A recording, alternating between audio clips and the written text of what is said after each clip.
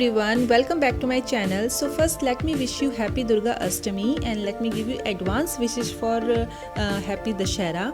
And it's the time of the year when Navratri coming to an end and every household is prepping up for Ashtami or Navmi Poojan. And the trio of Poori, Halwa and dry Kale Chane is compulsory to be served as a Prasad. So today in this video I am going to show you how you can make this Prasad in just 30 minutes in a very simple and easy way. So let's get started.